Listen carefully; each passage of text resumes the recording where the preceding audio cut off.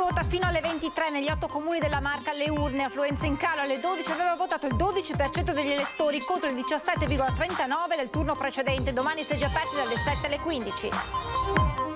E domani dalle 14.30 la maratona elettorale di Antenna 3 per seguire passo dopo passo lo spoglio delle urne, vincitori e vinti, tutti i protagonisti del voto in una diretta non stop.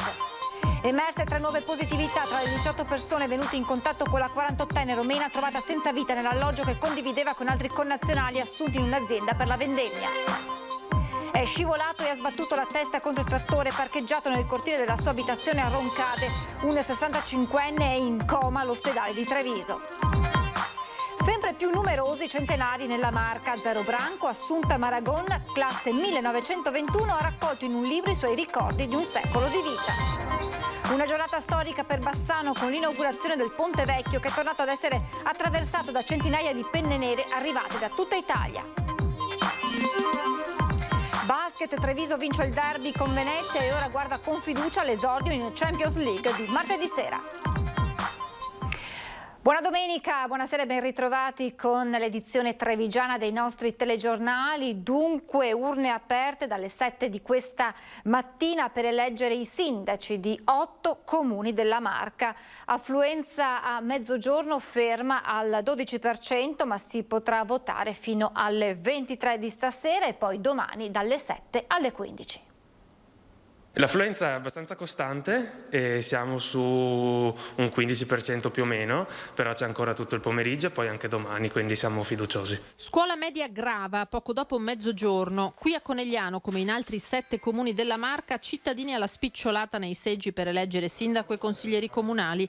Conegliano alle 12 è stato il comune più virtuoso, con un'affluenza media a livello cittadino del 14,16%, seguito da Montebelluna al 12,19%, quindi Villorba e Porto Buffolè, entrambi all'11,81%, Monfumo al 10,61%, Oderzo e Volpago al 10,43% e infine Cordignano al 10,26%.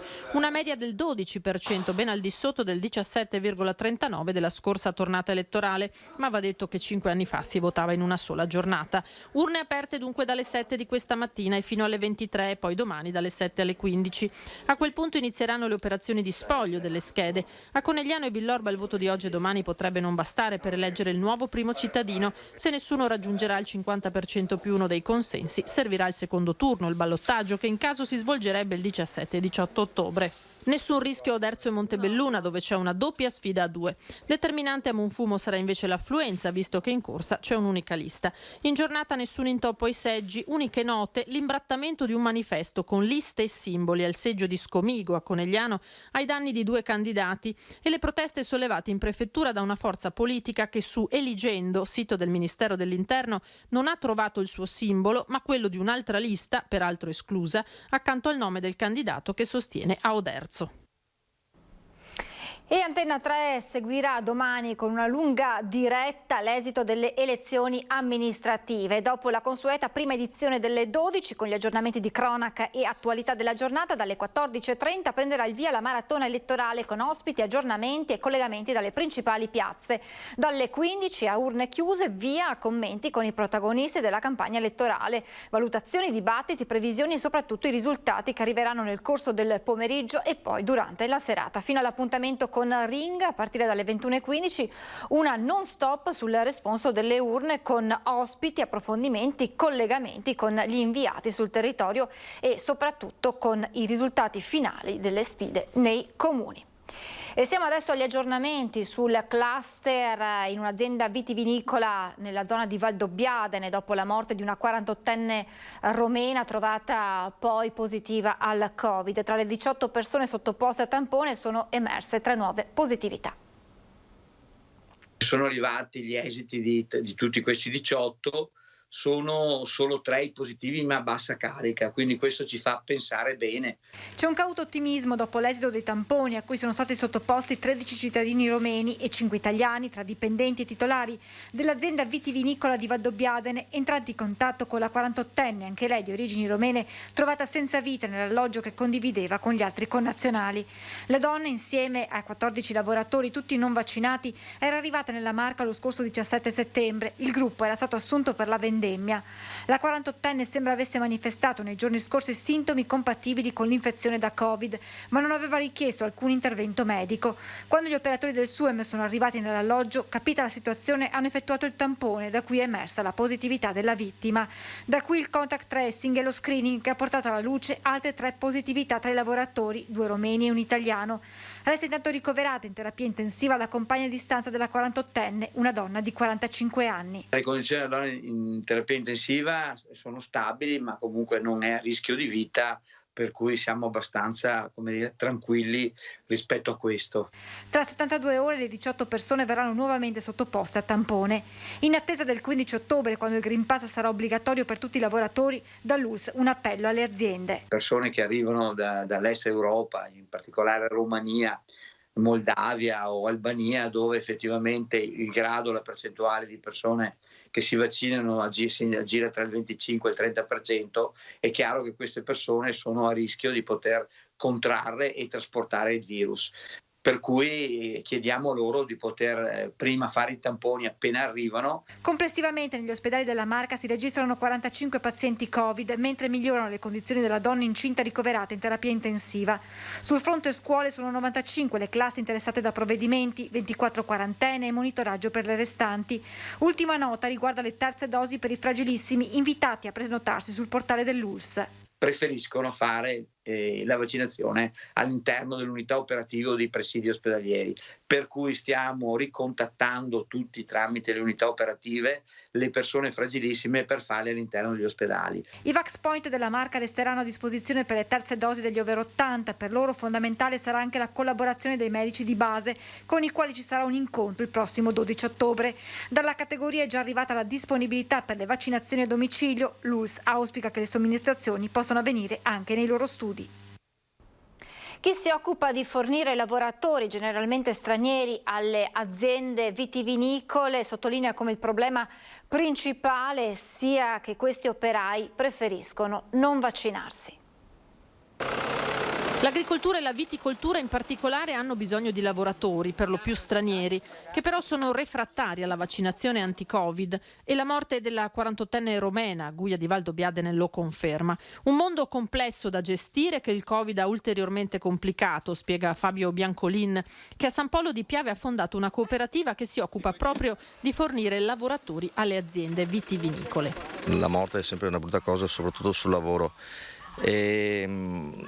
Diciamo che le aziende tendono sempre a mettere in atto tutti i protocolli, dopo qualcosa sfugge, il fatto che prima del decesso non fosse magari in perfetta salute è stato sottovalutato, ma non ne farei una colpa se non alla stessa dipendente, che dovrebbe essere la miglior medica di se stessa. Ecco, tutto qua. Biancolin assolve dunque l'azienda, ma invita tutte le realtà, quelle del mondo del prosecco, su cui si abbatte questa nuova tegola, ma anche le altre, al rispetto delle regole e della vita umana. Il nodo dei lavoratori stranieri che preferiscono non vaccinarsi, dice, verrà al pettine il 15 ottobre, all'entrata in vigore del Green Pass obbligatorio. Preferiscono tornare alla casa loro e vivere là con magari minore entrate. Rischia di mancare la metà della forza lavoro necessaria. Per questo e per l'incolumità di chi rimane, secondo Biancolin occorre avviare tra gli stagionali una campagna di sensibilizzazione capillare alla vaccinazione.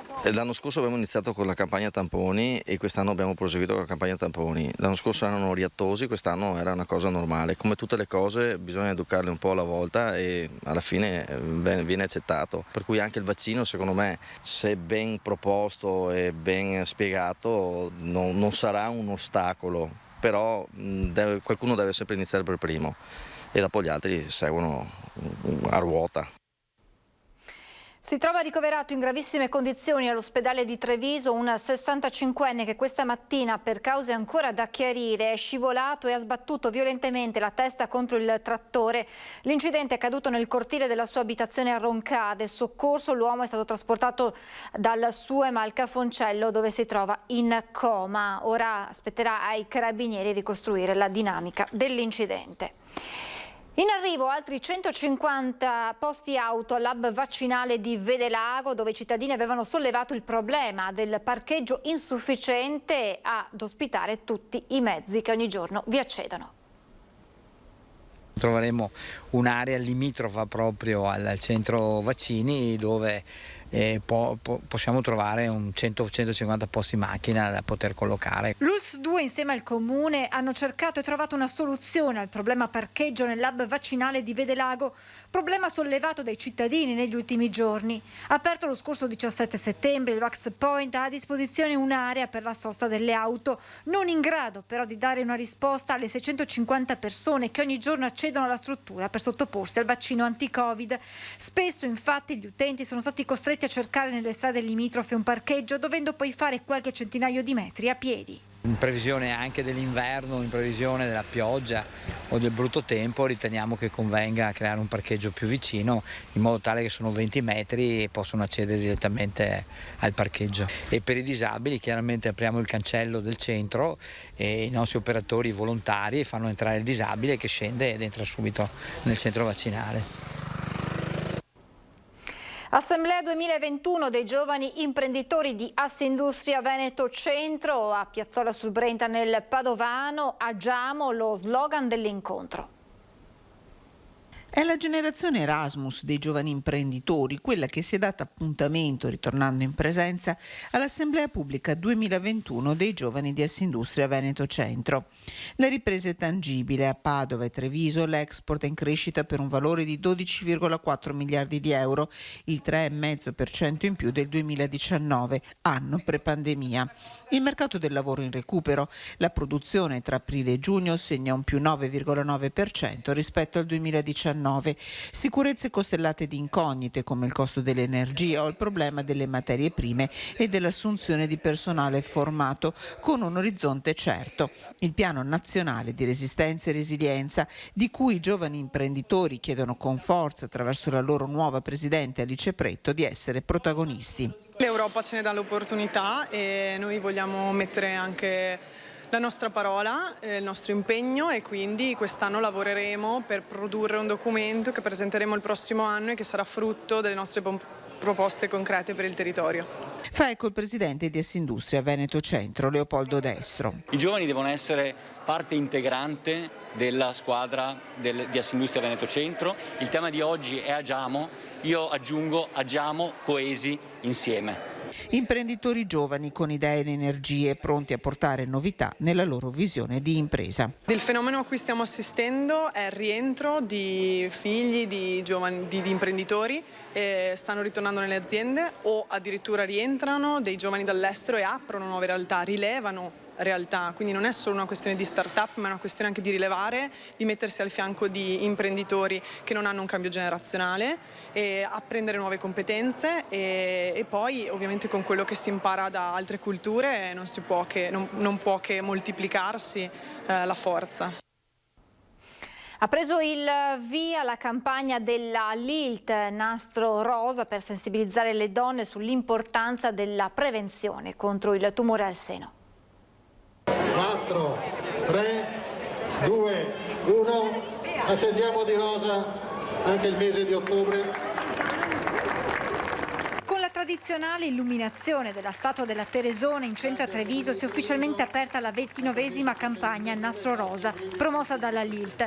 La cerimonia in Piazza Indipendenza era stata preceduta a Palazzo dei 300 da una tavola rotonda dove si è affrontato il tema del cancro alla mammella, dalla diagnosi alle cure al sostegno psicologico. Per tutto il mese di ottobre, nastri rosa nelle piazze dei comuni e palazzi illuminati sempre di rosa come la Teresona a Treviso ricorderanno a tutti l'importanza della prevenzione.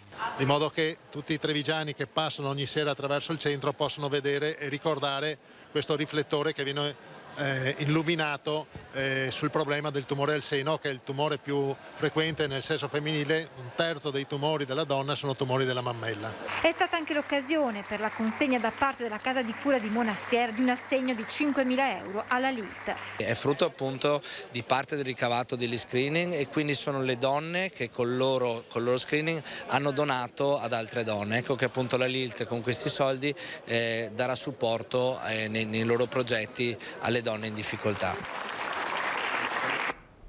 Usciamo per un attimo dalla Marca trevigiana, andiamo a Bassano del Grappa, che oggi ha vissuto una giornata storica con l'inaugurazione del Ponte Vecchio, che è tornato ad essere attraversato da centinaia di penne nere arrivate da tutta Italia.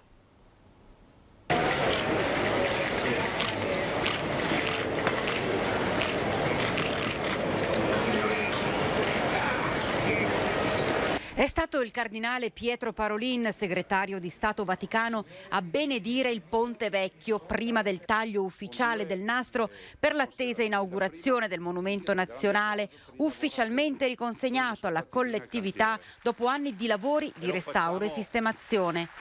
Al teatro Tito Gobbi discorsi delle autorità che poi si sono riversate sul ponte. In prima linea la presidentessa del Senato Maria Elisabetta Casellati, il governatore del Veneto Luca Zaia, la ministra Erika Stefani, il presidente nazionale della sezione ANA Sebastiano Favero, gli amministratori cittadini, solo per citare alcuni dei big presenti a questa giornata evento. Ufficialmente è inaugurato il Ponte Vecchio di Bassano del Grappa. Senta, si è parlato di ponte che segna un'unità, ponte che segna anche una rinascita, una ripartenza dopo i mesi terribili che si sono vissuti. Beh, sai, 73 anni dopo l'ultima inaugurazione del 48, il 48 avevamo macerie fumanti.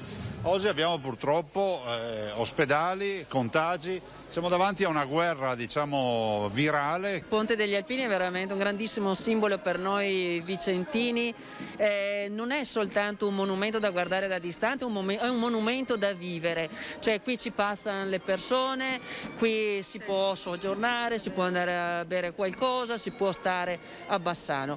Quindi però è un monumento che allo stesso tempo ti ricorda la nostra storia, ti ricorda gli alpini, quello che hanno fatto non solo per noi al tempo, ma quello che fanno quotidianamente e con il loro esempio, l'esempio di dedizione, di passione, di altruismo e di generosità ci insegnano ogni giorno come deve essere la nostra società. E tanta la soddisfazione dell'ex sindaco di Bassano Riccardo Poletto, su cui è gravato il peso maggiore dei lavori di restauro del monumento nazionale.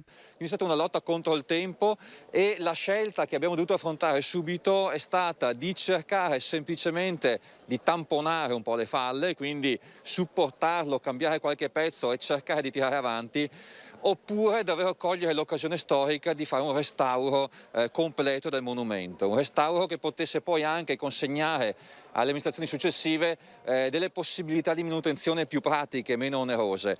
Siamo messi a caccia subito di finanziamenti, non è stato semplice, ma come diceva lei a tempi di record abbiamo raggiunto 6 milioni di euro praticamente, e poi abbiamo cercato delle personalità illustri, davvero delle persone di fama internazionale che potessero cominciare a redigere il progetto. Il momento più atteso in una Bassano del Grappa blindata, lo sfilamento degli alpini.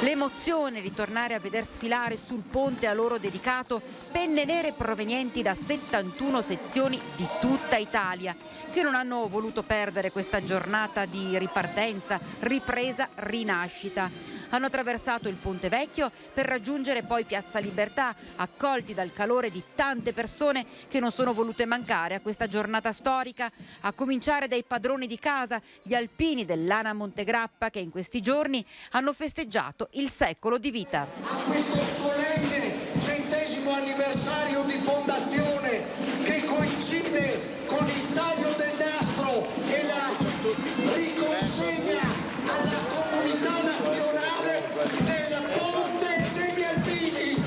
Insomma, un momento che è riuscito a toccare i cuori di tutti i presenti e delle persone che da casa hanno seguito la lunga diretta di Rete Veneta. Con le nostre telecamere ancora una volta vi abbiamo fatto vivere uno degli eventi più attesi degli ultimi tempi.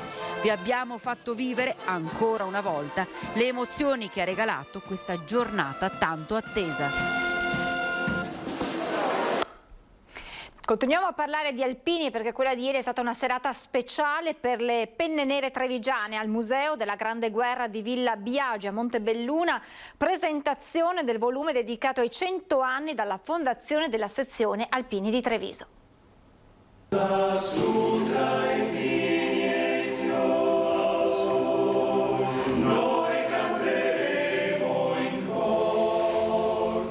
Immancabile il coro quando si parla di alpini.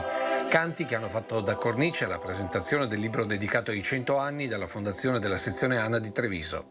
Oltre 200 pagine dedicate agli eroi delle due guerre e non solo. Qui è la storia anche della nostra comunità, delle nostre città, dei nostri personaggi che hanno fatto grande il nostro paese. Separato in due parti, c'è la parte più storica dove si parlano dei fondatori, si parlano delle nostre medaglie d'oro, e la parte più moderna degli ultimi 20 anni, cosa che questi fondatori hanno creato e noi abbiamo coltivato, perché qui è nata la protezione civile, è nato il nostro giornale sezionale, è nata Ricori, sono nate lo sport, è nate tutte le cose che facciamo ad oggi. Presentazione all'interno della serie di eventi programmati che proseguiranno con il raduno sezionale a Castelfranco di metà mese fino ad arrivare al 30 e 31 ottobre. A fine mese avremo la marcia dei 100 anni, praticamente partiremo dal Cimagrappa, Fagre della Battaglia, Nervesa della Battaglia, dal Memoriale del Bosco del Penemozzi a Cisone di Valmarino e dal più piccolo Sarrio d'Italia che abbiamo a Santa Lucia. Lì partiranno delle staffette che si raggrupperanno tutte quante sabato sera alle 4:30 davanti alla Piazzale Vittoria, dove che onoreremo la bandiera, i nostri caduti, e poi ci sarà la fanfara della Brigata Alpina Congedante della Giulia che farà da intrattenimento alla serata. E doggi in fondo, come da buoni alpini, i nostri cori, i nostri 7 cori sparsi per la città che porteranno allegria. Eventi legati anche ad una stele che domenica al termine della sfilata verrà scoperta in Piazza Borsa, segno indelebile della secolare attività degli alpini a Treviso. Dove che la nostra sezione è nata. Lì 100 anni fa c'era l'albergo Stella d'Oro che la seconda guerra mondiale ha distrutto col bombardamento di Treviso, e noi vogliamo lasciare un ricordo che in quel luogo la guerra ha distrutto, però è nata un qualcosa che dopo 100 anni ancora riesce ad andare alla comunità.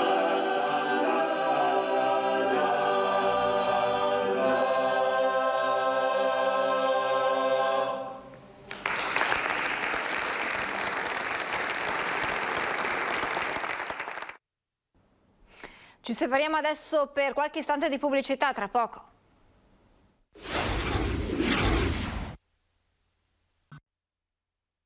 Rieccoci in diretta, consegnato anche quest'anno al Collegio Vescovile Pio X di Treviso il premio La Fonte. Ritorno qui dopo quasi 40 anni, da quando ho lasciato il collegio. Vedo molte cose che c'erano allora, molte che sono cambiate e capisco quanto importanti sono gli anni delle scuole superiori poi nella vita di ciascuno, di me sicuramente. L'emozione per Massimiliano Barolo, professore ordinario di impianti chimici all'Università di Padova, di tornare al Collegio Vescovile Pio X di Treviso, dove ha gettato le basi per la sua crescita e dove nel 1984 si è diplomato con il massimo dei voti.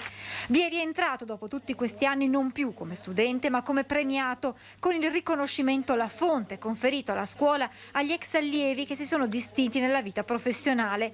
Una carriera che lo ha portato in giro per il mondo fino all'Università della California.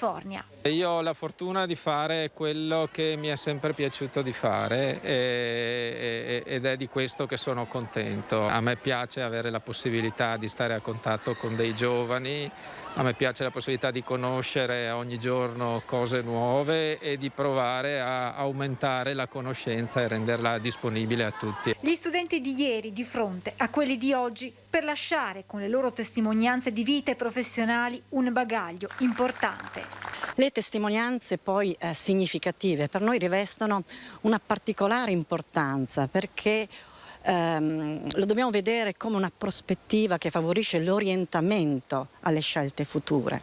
Che va a gratificare quelle figure che sono partite proprio dal Pio X e che hanno avuto successo nella loro carriera professionale. Credo che mai come quest'anno sia importante che da un punto di vista simbolico questo premio, perché i giovani hanno bisogno di esempi virtuosi.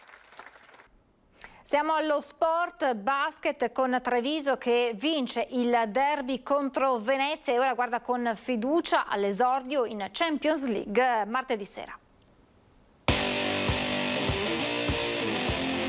Di nuovo Nuovo davanti al suo pubblico, quello del Palaverde, Treviso si è aggiudicata il derby con Venezia in una sfida di cui i biancocelesti hanno subito preso le redini. 80-76 il risultato, con la Reyer che si è rifatta sotto nel finale senza però riuscire ad agganciare i padroni di casa, che incassano così la seconda vittoria consecutiva in campionato. Ero sicuro che avremmo disputato una grande partita, ha commentato alla fine coach Max Menetti, che però rimane con i piedi per terra. La Reyer è una squadra di primissima fascia, però credo che in questi inizi di campionato stiamo dimostrando anche noi di poter essere in prima fascia, in questo momento di essere in prima fascia. Poi dopo quello che la grande differenza è se riusciremo a starci in questa prima fascia, perché dall'altra parte abbiamo anche tante cose su cui possiamo migliorare e cui dobbiamo migliorare. Per Davide Casarin, l'ex di turno, un'emozione doppia. Perché io sono cresciuto e nato in quella società e quindi per me giocarci contro è davvero la prima volta, è stata un'emozione incredibile e dobbiamo continuare così, a giocare insieme e avere molti realizzatori in squadra e tante opportunità per questo campionato che ci aiuterà molto questa cosa. Sull'altra panchina De Raffaele riconosce la supremazia di Treviso. Non è che c'è da trovare, come ti posso dire, giustificazioni o scuse, da dire le cose come stanno, sono stati più intensi, sono stati più bravi, noi dobbiamo analizzare gli errori singoli di squadra e soprattutto credo l'impatto che i giocatori devono avere entrando e uscendo dalla panchina, perché 45 secondi per entrare in una partita del genere sono troppi. Per i biancocelesti un buon viatico per l'impegno di martedì sera all'esordio in Champions League contro il Riga. Sempre più numerosi i centenari nella Marca. Zero Branco, Assunta Marangon, classe 1921, ha raccolto in un libro i suoi ricordi. Qui che Oese vedrà quante che no, che l'ho fatto. 100 anni e un libro di ricordi dedicato ai figli, ai nipoti e alle nuove generazioni, che racconta dal 1921 a oggi dell'emigrazione, della guerra, di mille fatiche, ma anche di una famiglia solida, riunita a Zero Branco intorno ad Assunta Marangon, un secolo di vita e ancora tanta energia. Mi sono arrivata a metà, perché i miei figli sono bene. Voi nipoti che si vuol bene, voi per nipoti che si vuol bene, tutti si vuol bene. E mi dico sempre, mi vivo tanto perché vedo che ho una famiglia sana.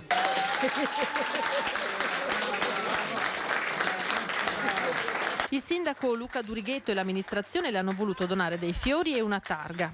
Poi però, Assunta, siccome qualche malalingua dice che non sono 100, noi abbiamo voluto recuperare l'originale dell'atto di nascita di Assunta che io vi facevo. Qui come altrove i centenari sono sempre più numerosi. Evidentemente l'età anagrafica va quasi inversamente rispetto allo stato di salute delle persone. Un po' probabilmente perché avendo passato anni difficili non solo il corpo, ma soprattutto la mente è stata temprata alle difficoltà e quindi probabilmente c'è anche una voglia di vivere e anche riuscire ad apprezzare, come diceva Assunta, le belle cose che la vita ci regala.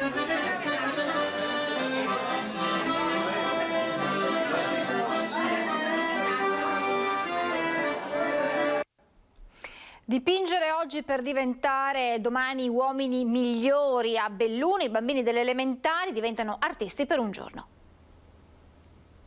Secondo appuntamento del 2021 alla Casa degli Artisti delle Buone Pratiche Educative a Belluno, un'iniziativa promossa dal progetto Luoghi e non luoghi, i bambini abitano il territorio. L'evento ha l'obiettivo di promuovere la conoscenza delle buone pratiche attivate nel territorio bellunese dai 24 partner della rete di progetto e di favorire il dialogo tra le agenzie educative e la comunità.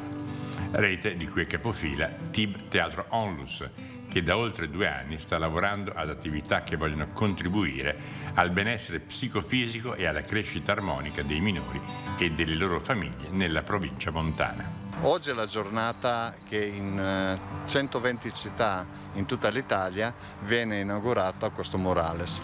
È promosso dall'impresa sociale con i bambini che vuole rappresentare, e il messaggio che vuole dare è che prendiamo cura dei bimbi, prendiamo cura dei più piccoli.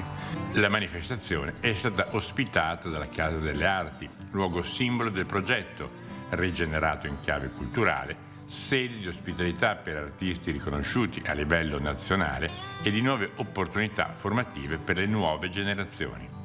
A Belluno l'opera è stata realizzata con i bambini della scuola primaria di Badilette, con la supervisione dell'artista Gaetano Ricci. È un lavoro, abbiamo deciso di lavorarlo in bianco e nero per lasciare questo spazio più elegante, più pulito. Mettere i soliti colori, fare un fantasma di colori probabilmente non sarebbe stato come effetto finale così interessante. Erano entusiasti, veramente entusiasti del lavoro finito, perché loro all'inizio lavorando non potevano vedere l'insieme, si turnavano poi a gruppi e quindi quando abbiamo tolto la maschera finale, abbiamo tolto tutti gli scotch, tutti i vari supporti, c'è stato un applauso fantastico, erano veramente entusiasti e penso che se lo ricorderanno per un po'. Un ultimo aggiornamento sull'affluenza registrata alle urne negli 8 comuni della Marca al voto. Alle 19 in provincia di Treviso si registra un'affluenza del 30,57%, era del 42,50% nella precedente tornata elettorale. In Veneto l'affluenza alle 19 è al 35,60% contro il 49,58% del turno precedente. Con questi dati termina questa edizione dei nostri telegiornali. Vi lascio come sempre le previsioni meteo. Vi ricordo domani a partire dalle 14:30 la lunga maratona elettorale di Antenna 3 per seguire fino a tarda sera i risultati di queste amministrative. Grazie per essere stati con noi, buona serata.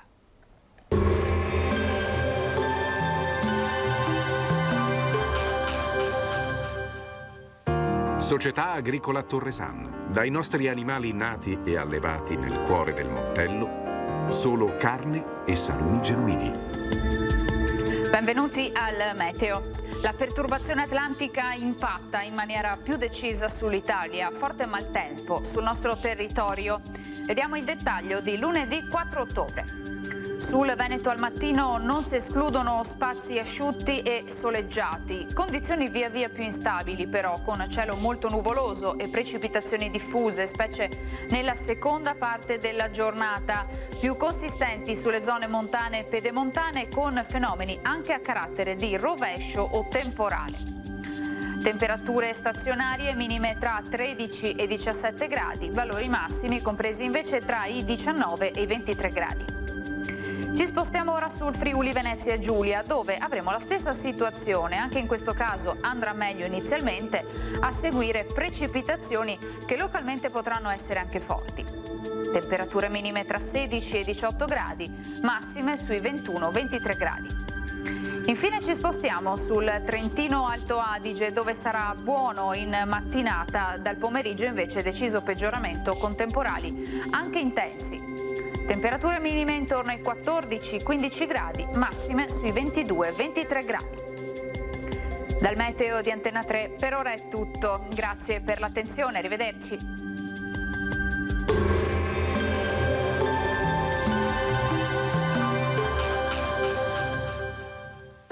Società Agricola Torresan. Dai nostri animali nati e allevati nel cuore del Montello, solo carne e salumi genuini.